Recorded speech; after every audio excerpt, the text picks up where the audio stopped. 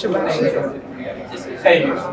ಮೆಹಬೂಬಾ ಸಿನಿಮಾಗೆ ನಾನು ಅವರು ಕಾಸ್ಟಿಂಗ್ ಮಾಡಬೇಕಾದ್ರೆ ಆಪ್ಷನ್ಸಲ್ಲಿ ಒನ್ ಆಫ್ ದ ಆಪ್ಷನ್ ಆಗಿ ನಾನಿದ್ದೆ. ಸೊ ನನ್ನ ಭೇಟಿ ಮಾಡಿ ಕತೆ ಹೇಳಿದಾಗ ನನಗೆ ತುಂಬಾ ಇಷ್ಟ ಆಯಿತು.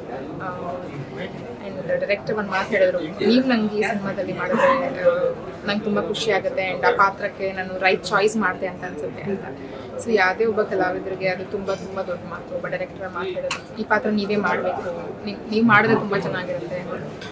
ಸೊ ಹಾಗೆ ನನಗೆ ಆಫರ್ ಮಾಡಿದಂಥ ಪಾತ್ರನೇ ತುಂಬ ಇಂಟೆನ್ಸ್ ಇತ್ತು, ತುಂಬ ಪರ್ಫಾರ್ಮೆನ್ಸ್ಗೆ ಸ್ಪೇಸ್ ಇತ್ತು. ಮತ್ತು ನಾನು ಹಿಂದೆ ಮಾಡಿದ ಪಾತ್ರಗಳಲ್ಲಿ ಸ್ವಲ್ಪ ಬೇರೆ ಥರ ಇತ್ತು. ಅಂದರೆ ನನ್ನ ಅಂದರೆ ಲವ್ ಸ್ಟೋರೀಸ್ಗಳಲ್ಲಿ ಕಾಣಿಸ್ಕೊಳ್ಳೋದಕ್ಕಿಂತ ತುಂಬ ಫ್ಯಾಮಿಲಿ ಡ್ರಾಮಾಸ್ಗಳಲ್ಲಿ ಕಾಣಿಸ್ಕೊಳ್ಳೋದು ಹೆಚ್ಚು. ಸೊ ಹಾಗಾಗಿ ಒಂದು ಲವ್ ಸ್ಟೋರಿನಲ್ಲಿ ಭಾಗಿಯಾಗ್ತಿದೆ. ಒಂದು ಕಂಪ್ಲೀಟ್ ಪ್ಯೂರ್ ಒಂದು ಹುಡುಗ ಹುಡುಗಿ ಮಧ್ಯೆ ಇರೋ ಒಂದು ಈಕ್ವೇಷನ್ ಬಗ್ಗೆ ಇರುವಂಥ ನನ್ನ ಸಿನಿಮಾ. ಸೊ ಹಾಗಾಗಿ ನನಗೂ ಏನೋ ಹೊಸದಾಗಿ ಮಾಡೋಕ್ಕೆ ಸಿಕ್ತು. ಡೆಫಿನೆಟ್ಲಿ ಕತೆ ಕೇಳಿದಾಗ 100% ಮಾಡಲೇಬೇಕು ಅಂತ ಒಪ್ಕೊಂಡಿದ್ದೆ ಸಿನಿಮಾ. 10 ವರ್ಷದಿಂದ ಇಂಡಸ್ಟ್ರಿಯಲ್ಲಿ ಇದ್ದೀನಿ ನಾನು. Thank you.